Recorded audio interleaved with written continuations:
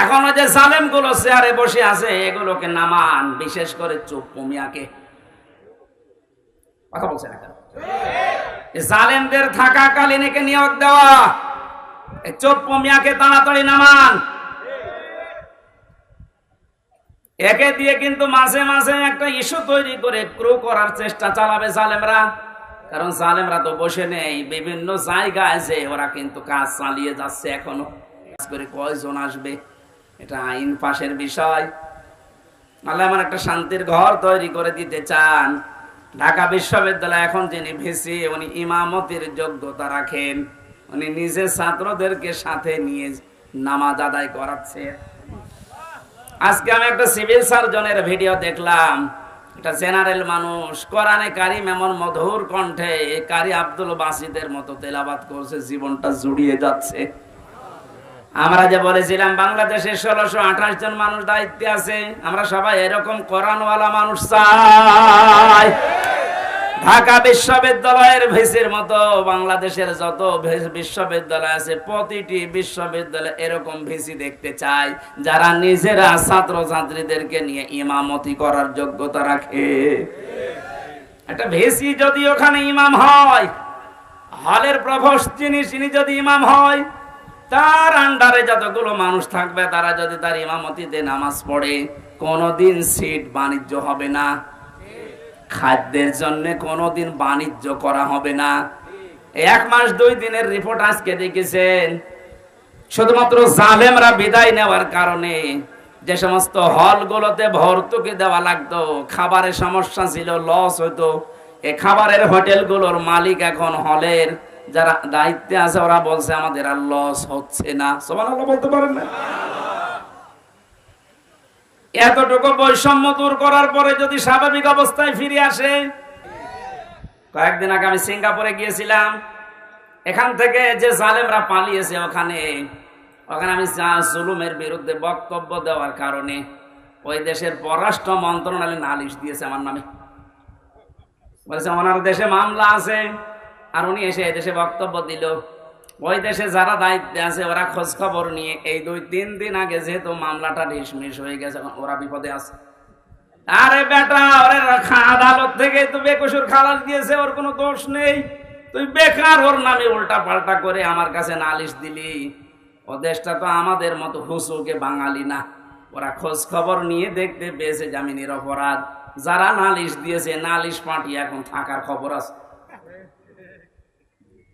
নিজের পায়ে নিচে কোড়াল মারছেন। বাইরে বসে বসে যে মানুষগুলো ষড়যন্ত্র করছে, এদের জন্য একটা কাজ, এই ঝামেলাটা রয়ে গেছে, যেহেতু ওদের নিয়োগ দেওয়া, এটা যেন আহ্বান জানাবো খুব তাড়াতাড়ি এই 1628টা চেয়ার থেকে এদেরকে নামিয়ে এতদিন যারা বৈষম্যের শিকার হয়েছে তাদেরকে চেয়ার গুলোতে বসান। এইটার জন্য ছেলেরা জীবন দিয়ে গেছে। কালেমাটা আমাদের যদি সাদ হিসাবে আমরা তৈরি করতে না পারি দেশে, কালেমা মানে কি? লা ইলাহা ইল্লাল্লাহু মুহাম্মাদুর রাসূলুল্লাহ। এটা একটা বাক্য, এটা বাস্তবে যদি আমরা নিয়ে যেতে না পারি, আমাদের যে ঘর বানাবে ঘরটা কিন্তু বসবাসের উপযুক্ত হবে না। ঘর বানিয়ে ছাদ দিলে শুধু চারিদিকে 4টা খুঁটি দিলে হয় না, বেড়া দেওয়া লাগে। ঘরের বেড়া দেওয়া লাগে না, দেওয়াল দেওয়া লাগে। আল্লাহ পাক যে ঘরের দিকে ডাকতেছে, শান্তির ঘর যদি আমরা বানাতে চাই, এ ঘরের বেড়া হিসাবে প্রথমে আপনাকে সৎ কাজগুলো রাষ্ট্রীয়ভাবে জারি করা লাগবে। অন্যায় কাজগুলো এগুলো রাষ্ট্রীয়ভাবে আইন পাশ করে নিষিদ্ধ করা লাগবে। এটা যদি রাষ্ট্রীয়ভাবে নিষিদ্ধ হতো, বাংলাদেশের বহু ব্রিজের এই অবৈধ টোলগুলো বন্ধ হয়ে যেত। এটা বন্ধ হয়েছিল 5 তারিখের পর কিছু কিছু। আবার জালেমারা অনেকে বিভিন্ন কায়দা এটা আরম্ভ করছে কিছু মুনাফিকের নাম দিয়ে। আমার কথার অর্থ বোঝেন? অনেক মুনাফিক এখন কিন্তু মাঠে নেমে পড়েছে। অল্প কিছু অত্যাচারের শিকার যারা হয়েছিল তারা এখন সুযোগের সদ্ব্যবহার করছে। আবার ওইগুলো জারি করে আবার বৈষম্য তৈরি করা, আবার সংস্কারকে ধ্বংস করে দিয়ে রাষ্ট্র সংস্কারের জন্য তারা দাবি তুলে জীবন দিয়ে গেল। এখন যদি আপনি আবার রাষ্ট্রের ভেতরে ভেজাল বাঁধান, আপনাকে আবার আমাদের সংস্কার করা লাগবে। যেন আমরা বেড়া দিতে চাই, এমন বেড়া যে বেড়া থাকলে কোনোদিন বেড়া টপকিয়ে ঘরের মানুষকে আক্রমণ করতে পারবে না বাইরের লোক। সৎ কাজের আদেশগুলো এটা সোনা মধু করার বিষয় না, এটা আইন পাশের বিষয়।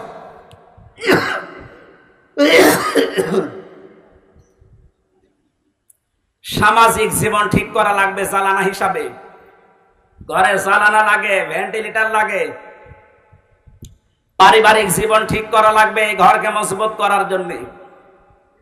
পারিবারিক জীবন ঠিক করার সে সর্বপ্রথম যেখান থেকে বিয়ে করে মানুষ শুরু করে ওখান থেকে ইসলামকে নিয়ে যান। বাংলাদেশে বহু জায়গায় বিবাহের ক্ষেত্রে দেখা যায় হারাম কাজ দিয়ে বিয়ে আরম্ভ হচ্ছে। অনেক ছেলে তার বাবাকে সহ দেখতে যায় মেয়ে। কোথায় পেয়েছেন এটা?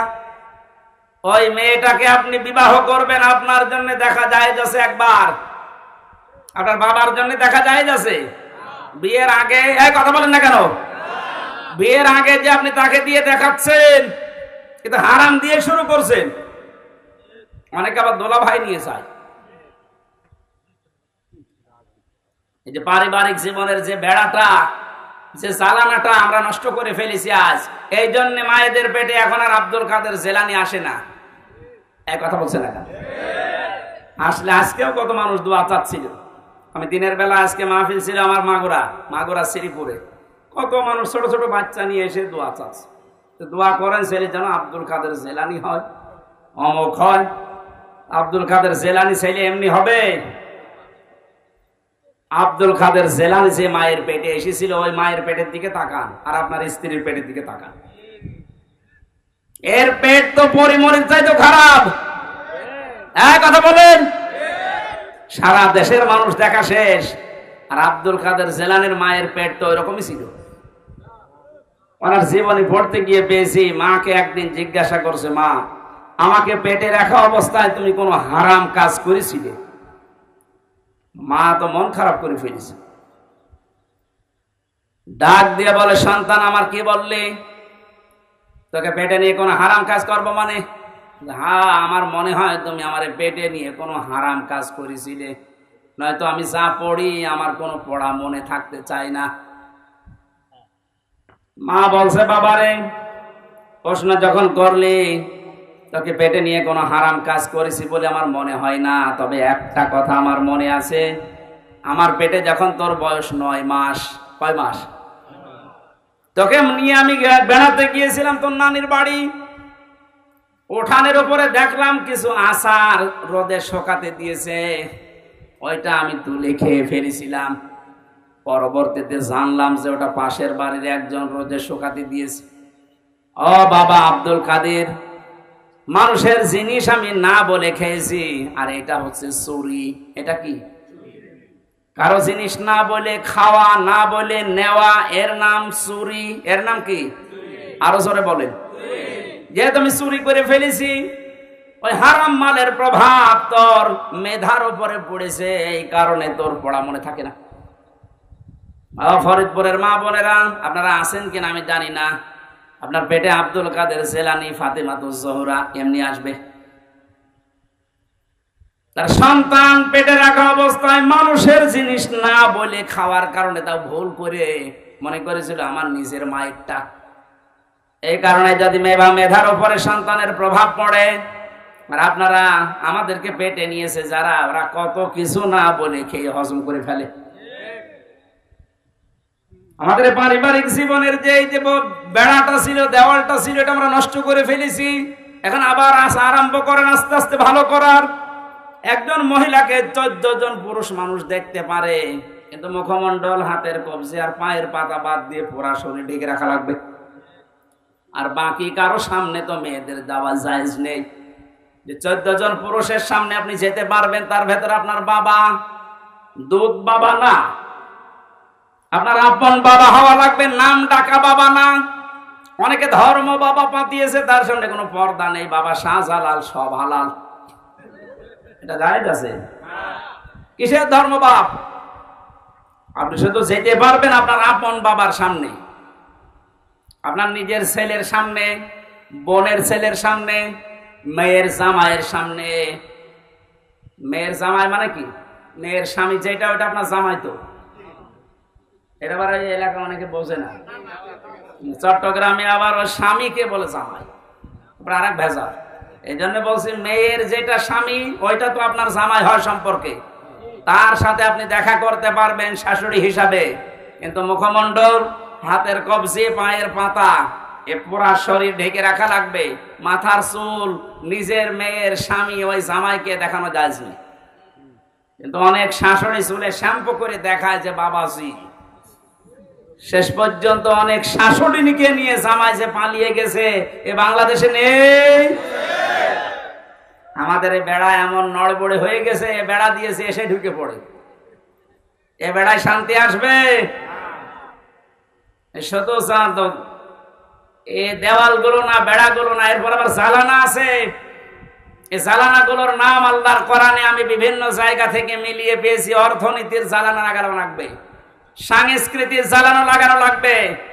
আর সাংস্কৃতিক জগৎটার জ্বালানা আমরা এমন ভাবে খুলে দিয়েছি, ভারতের আগ্রাসন, আকাশ সংস্কৃতির নামে এমন এমন কিছু আসে। এখন শুনলাম যে নাকি ভারতের এই 36টা চ্যানেলের অনেকগুলো চ্যানেল বন্ধ হয়েছে। আমি জানি না, এটা আইন পাশ করে এই মুহূর্তে বন্ধ করে দেওয়া দরকার। কোনো শিক্ষা নেই এই চ্যানেলগুলোতে, বিশেষ করে স্টার জলসা, স্টার প্লাস, যে প্লাস, যে বাংলা, কি শেখেন এখান থেকে? শুধু তালাতালি করা আর এর কথা ওর কাছে লাগানো। ডক্টর মোহাম্মদ ইউনূস একটা নবীর নাম, এরপর আবার মোহাম্মদ, দুইটা। আপনি ডক্টর মানুষ, অনেক শিক্ষিত মানুষ, আশা করব বাংলার জনগণ আশা করে আছে 96% মুসলমান। আপনি তাড়াতাড়ি আইন পাশ করে ভারতের এই 36টা চ্যানেল বন্ধ করে দিন।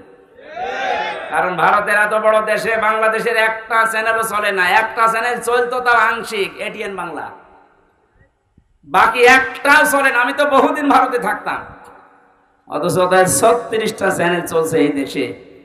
তাও শিক্ষামূলক কিছু দেখলে দেখা যায়। সব আকাশ সংস্কৃতির নামে এমন এমন কিছু দেখায়, আমার মনে হয় বাবা আর মেয়ে এক জায়গায় বসে দেখলে দুইজনে অজ্ঞান হয়ে যাবে। এ কথা বলছে না কেন?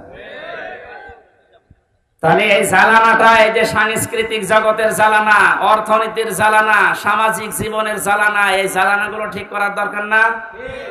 এ নেওয়া লাগবে কোরআন থেকে। সব ঔষধ এখানে দেওয়া আছে। অনুনাজ্জিলু মিনাল কোরআনি মা হুয়া শিফাউন ওয়া রাহমাতুল লিল মুমিনিন।